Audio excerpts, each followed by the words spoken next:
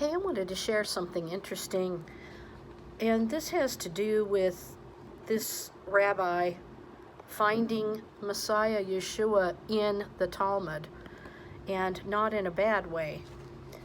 And he says, this is published June 8th, 2020, updated March 31st, 2024, by Joseph Shulam. And the book of the Talmud, which usually there's a lot of negative stuff about Yeshua in it. This is a rabbi's teaching from the tractate Bava Batra concerning the Messiah in the Talmud. Shalom, my name is Joseph Shulam, and I want to share with you something very, very interesting that happened about a year ago. One Sunday evening, after all the workers of Netivia had already left the office, I heard a knock on the door. I opened the door, and I see a big man dressed in a silver-striped kaftan, an Orthodox Jew. The people who wear the silver-lined kaftans are usually from the most Orthodox, ultra-Orthodox groups in Jerusalem, in Mia Shrim. And at first sight, I was scared. I was alone in the office, and I see this big guy, Orthodox guy, standing there at the door. And I said, "What do you want?" And he said, "Well, I have a question for you. I was referred to you by somebody who said that you were an expert on the issue of the Messiah, and especially about Yeshua. In English, you would say Jesus in the Talmud." "Okay, come in, welcome." He came in and he sat in my office and he said, "Do you have a copy of the Talmud?" And I said, "Sure, I have several." And he said, "Well, bring me one." So I brought him one, and I took a different version in Hebrew only in my hand. And he said, "Open the Talmud to Bava Batra, page 60b. Okay. I opened up, and he said, "Find the section that speaks about Rabbi Ishmael, the son of Elisha. It's at the bottom of the page 2 of 60 of the tractate Bava Batra." Okay, so I read the text about Rabbi Ishmael, the son of Elisha, that speaks about the destruction of the temple in Jerusalem in the year 70. In fact, a lot of the surrounding context is what to do, how to react, how to swallow this cataclysmic event of the temple of God, of Israel in Jerusalem, being defiled and destroyed by the evil kingdom of Rome. The strange thing is that, over the years, I've looked at least 40 texts that talk about Yeshua in the rabbinical literature, and most of them in the Talmud talking about his birth, talking about what happened with a rabbi that lived before Yeshua was born. Actually, a story attributed to a very famous rabbi, Joshua ben Perahiah, and his disciple, who was supposed to be Yeshua, Jesus, and other texts. But this text here in Bava Batra, page 60, I had never seen, I had never encountered. It was totally new to me. So this ultra-Orthodox man asks me, "What do you think about this text?"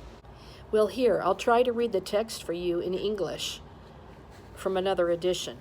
Rabbi Ishmael ben Elisha said, "Since the day of the destruction of the temple, we should by right bind ourselves not to eat meat or drink wine. Only we do not lay hardship on the community unless the majority can endure it. And from that day, a government has come into power which issues cruel decrees against us and forbids us the observance of the Torah and the precepts, and does not allow us to enter into the week of the sun, S-O-N, with a capital S, the Son, like Son of God. According to another version, the salvation of the capital S-O-N, salvation of the Son. We ought by right to bind ourselves not to marry and beget children, and the seed of Abraham our father would come to an end of itself." Bava Batra 60b. That's the English translation of the text, again, mentioning what to do after the destruction of the temple. How to show our grief, our sorrow for the destruction of the temple. Rabbi Ishmael first says we shouldn't eat meat or drink wine because these are customs of happy days of celebration, and we are mourning. So in the time of mourning, we shouldn't eat meat and should not drink wine, but we can't bind on the public in Israel something that they cannot endure. Hebrew context says Yeshua. So he explains the context, and he says the evil kingdom that forbids us from observing the Torah and keeping the commandments is binding us. It's forbidding us to celebrate the commandments of God and to enter into the week of the sun. And in Hebrew it says the week of the sun. Say to yourself, Yeshua, the Son, with a capital S. But the English translation doesn't translate it. It actually puts it in brackets and says, according to another version, the salvation of the Son.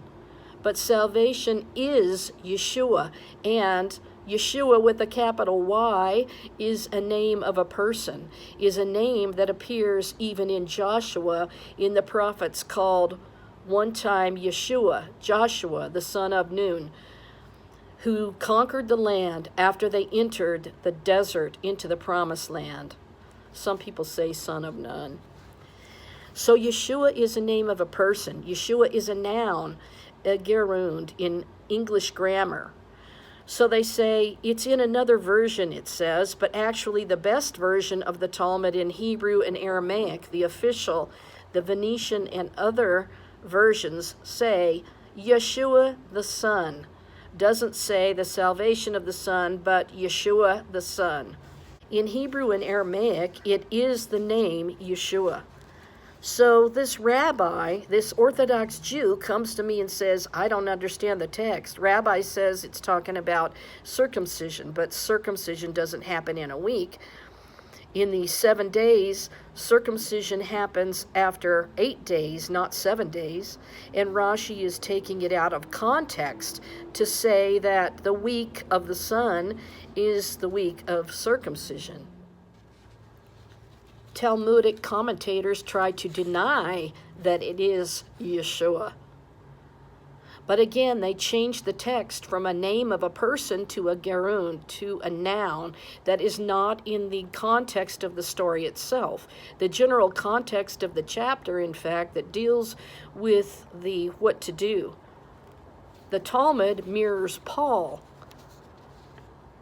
Now, it's interesting. Another thing is interesting in this text is that the suggestion is that during this time of the destruction, they shouldn't marry and have children. This is interesting within itself because the rabbi that objects to the New Testament, that objects to Yeshua, actually condemned Paul for what he says in 1 Corinthians chapter 7, that people shouldn't marry because of the times, the difficulty of the times. But here we have Rabbi Ishmael suggesting the same thing in the Talmud because of the difficulty of the times, people shouldn't marry and have children. Ah, exactly like the Apostle Paul. So that's interesting within itself. But I want to concentrate on this idea, the week of the sun and Yeshua the Son. Does the Talmud speak of Yeshua? Okay, so the rabbi asked me, what do you think it's talking about? Well, I said, the first time I'm seeing this text, I don't really rightly know. Give me a week to think about it, to research it, to try to understand it. And he said, fine, I'll come back in a week. Well, during the week, I really prayed and considered what it could be. What could be the week of the sun? And I find out in another tractate of the Talmud, Sanhedrin. That's weird. And I find out in another tractate of the Talmud, Sanhedrin, page 97 and 98, there is 7 days that each day brings another calamity and another disaster on the world. Sometimes hunger, sometimes earthquake, sometimes other great problems on the world during 7 days before the appearance of the Son of David, of the Messiah. You guys, this is the last 7-year time of Jacob's trouble, and speaking about the second coming of Yeshua. Do you realize that? The Talmud mirrors the book of Revelation. So the week of the sun is an interesting concept. It's 1 week of tribulations, which is a 7-year time of tribulation. What is interesting is that the book of Revelation has the same thing, 1 week of tribulation. Each day, another angel pours another cup of sorrow, of suffering, of disaster on the world. Same as in the Talmud. But the book of Revelation is at least 200 years before the Babylonian Talmud existed, even before the Jerusalem Talmud came into being. So it's very interesting. We've got 7 days. Each day, another angel pours out another calamity on the world. We have the same thing in the tractate Sanhedrin. So, okay, the week of the sun is the week before the sun appears. So that clearly tells you that the 7-year time of tribulation, of Jacob's trouble, is the week before the sun appears. And it says, before the son of David appears. And the same thing is in the Talmud, tractate Sanhedrin, and in the book of Revelation. And the same phrase, the week that the son of David will appear, that's the calamities that are supposed to happen.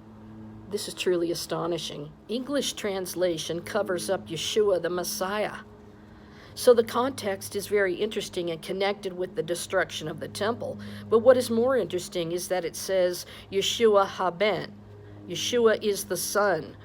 And that's in the Talmud.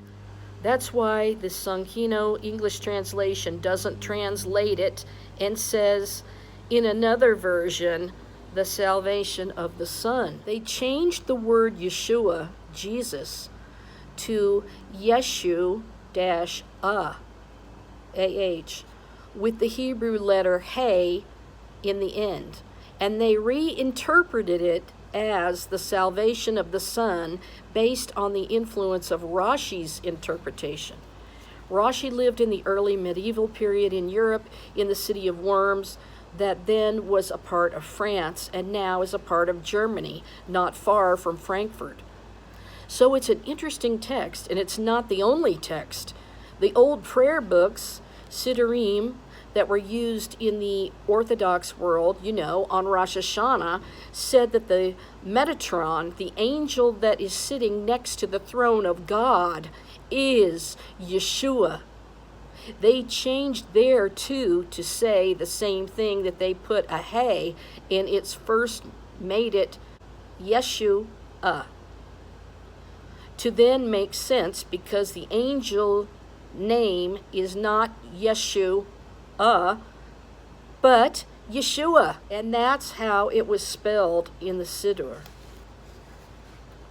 And then we have in the Yom Kippur, Machzor Rosh Hashanah first, Machzor Yom Kippur second. We have then before the Genesis happened, before the creation of the world, also a very messianic text connected with Isaiah 53 and other prophetic texts related to the Messiah.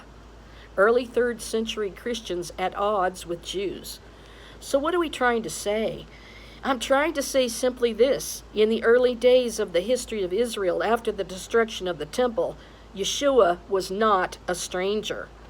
When Christianity was born later on in the late 2nd, 3rd, beginning of the 4th century, then the enmity set into bitter competition and bitter persecution between the Christians and the Jews, and that hatred, that persecution bore a negation, a contradict between the disciples of Yeshua, so-called disciples of Yeshua, that means the Christians of the 2nd, 3rd, 4th century, and the Jewish community. Alienation between early Christians and Jews linked to the Bar Kokhba rebellion. The alienation happened after the Bar Kokhba rebellion. See, some people thought that he was the Messiah, but turned out not to be. But before the Bar Kokhba rebellion, Rabbi Ishmael says, the week of the sun, meaning that week of tribulations, and identified the sun as Yeshua the Son. It's an amazing text, a lot more to be studied about it and researched. But I just wanted you to be aware that the early years after the destruction of the temple, the relationship with the rabbinical world, the Pharisaic world, and Yeshua and his disciples was not such deep alienation and such deep negation until well into the beginning of the 2nd century with Rabbi Akiva and that generation of the Bar Kokhba rebellion. We have historical documents to document this written by Bar Kokhba himself, where he says, get the Galileans. That's another name for the disciples of Yeshua. Get the Galileans, put them in chains. The reason is that the disciples of Yeshua did not join the second rebellion. They did not join the first rebellion. But the reason they didn't join the second rebellion is because Rabbi Akiva declared Bar Kokhba the Messiah, and the disciples of Yeshua knew that Bar Kokhba was not the Messiah.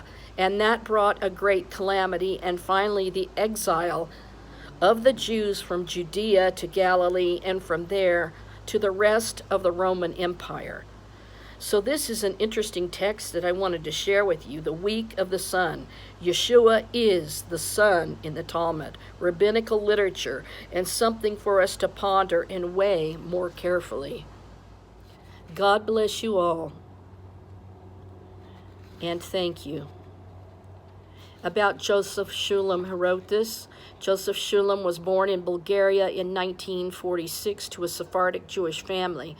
In 1948, his family immigrated to Israel. In 1981, Joseph and the small fellowship that was started in his house established one of the first official nonprofit organizations of Jewish disciples of Yeshua in Israel, Nativia Bible Instruction Ministry. Joseph has lectured extensively and has assisted in encouraging disciples around the world. He and his wife, Marcia, have 2 children and 2 grandchildren. So the Bar Kokhba rebellion, when those Jews thought that Bar Kokhba was the Messiah, and they denied Yeshua as the true Messiah, this set in place not only helping to advance the destruction of the temple of God, but that allowed the Jews to be dispersed. And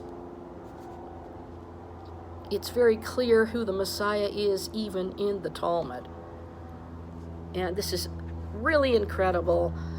And not looking at the other derogatory texts that were added that said nasty things about Yeshua. But this caused confusion, and this tells them right there who the Messiah is, Yeshua. Y-E-S-H-U-A. That's how it's spelled. It's not spelled with the A-H. And I've seen some people write it that way, but that is not correct. And one of the ways I know this is because when they did excavations of a grave site on the Mount of Olives, in the area where they found Mary and Martha's ossuaries, and Eleazar, which is Lazarus, their brother, they didn't tell you that they found these ossuaries. That was really hidden and hushed up because of the Catholic Church claiming to have Simon Peter's body at the Vatican and all of that. But Simon Peter's ossuary was also found.